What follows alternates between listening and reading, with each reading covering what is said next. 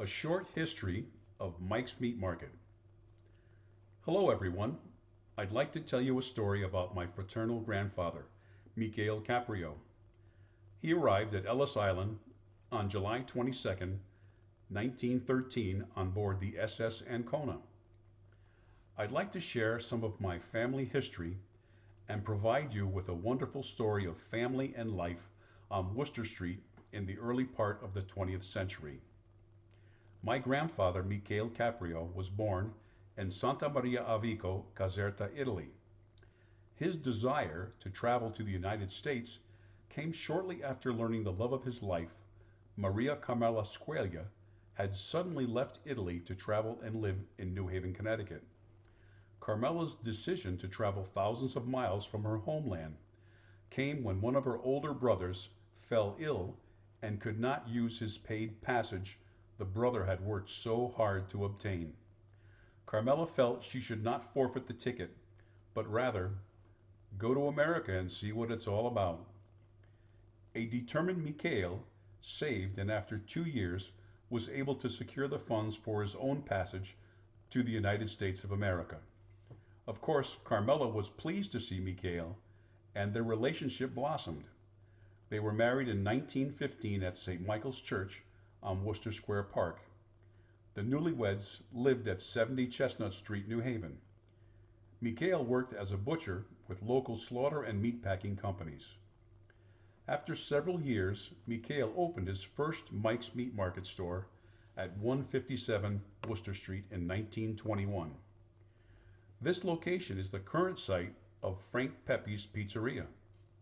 The photographs outside and inside the market at 157 Wooster Street depict my grandfather Mikhail and his son Lucian.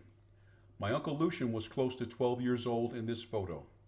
As in most Italian families, the children would often assist their parents in and around their business, with the hope that the business would continue to the next generation. The business prospered, and Mikhail and Carmela had 4 children by 1922. Carmela, Millie, Luciano, Lucian, Antonio, Anthony, and Vincenzo, Vincent. Mikhail also invested in 4 homes in and around the Wooster Square area. Sadly, when the 1929 stock market crashed, the homes were lost. Around that time, Mikhail moved his market to 129 Wooster Street. When Pacioni's drugstore moved from 127 Wooster Street, once again Mikhail moved Mike's Meat Market to this larger location at the corner of Wooster and Chestnut Street. Pacioni's pharmacy moved to the corner of Chapel and Franklin.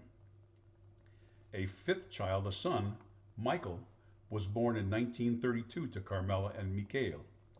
That year, the Caprio family was living in an apartment above their market in the Society of Santa Maria Maddalena building.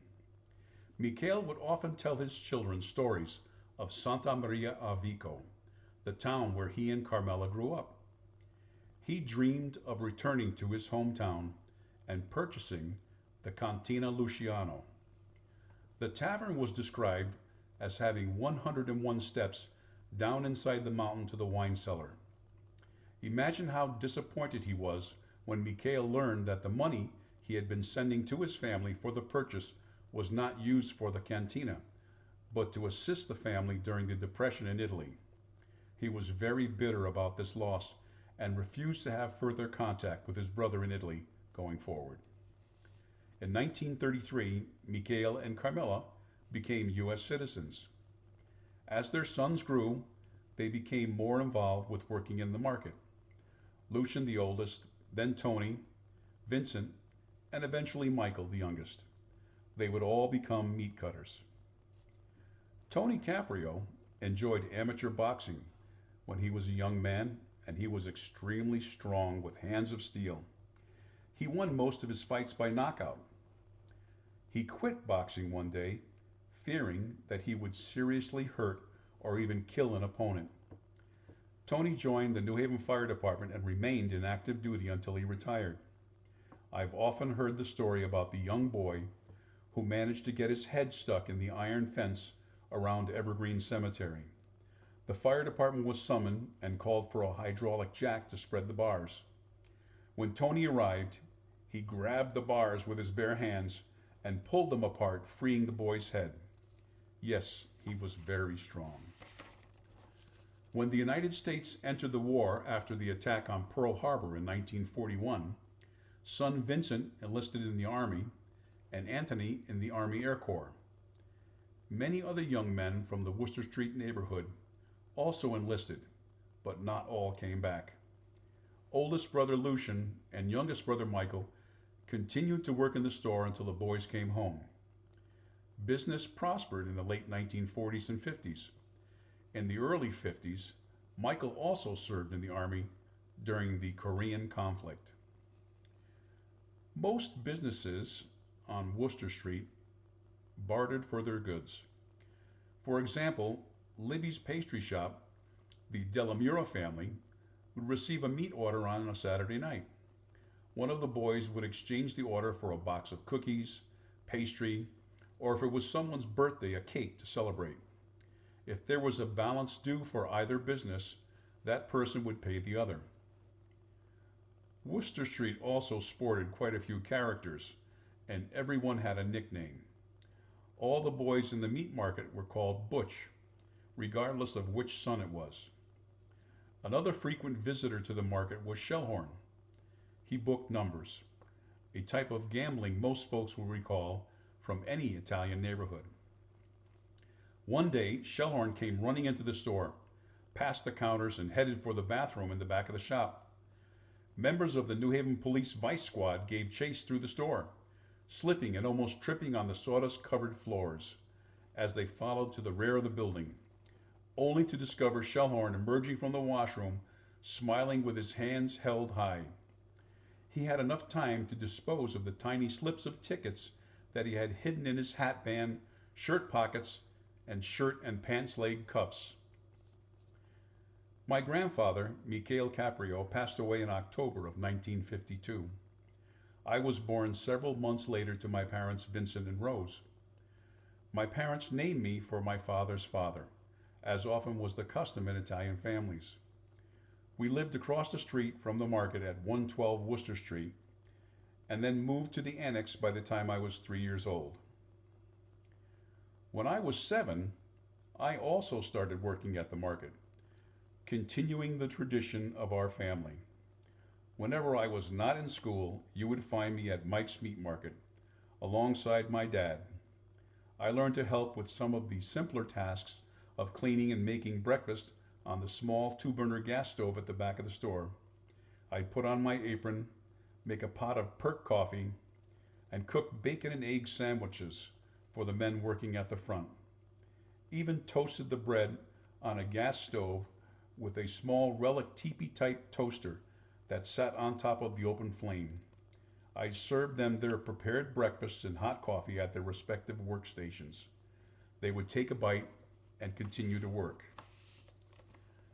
Now I smile and reminisce when I look back at all those years spent with my dad and uncles, learning the butcher trade, hanging out with them, meeting all the folks in the neighborhood. Families who still today recall coming to the market and getting cuts of meat that were the best in the city. Mike's Meat Market closed in 1978. After high school, I attended college for a short time. Laurel and I had two children, Rosemarie and yes, another Michael Caprio. I worked initially as a setup supervisor for Marlin Firearms, also worked as a patrol officer with the New Haven Police Department prior to starting my career at the United Illuminating Company, where after 32 years I retired. I've also worked as an actor and voiceover artist, performing in several movies, TV shows, and the HBO series Oz, as well as many voiceover jobs for radio, television commercials, and medical narration for Yale New Haven Hospital. When the AHL Beast of New Haven began at the New Haven Coliseum, I was their first Beastmaster of Ceremonies, an on ice announcer in their inaugural year. My beautiful wife Laurel and I moved from Connecticut 7 years ago and now reside in Green Valley, Arizona. I still cut my own meat and make my own sausage. I could not resist moving some of the last pieces of equipment from Mike's Meat Market here to Arizona.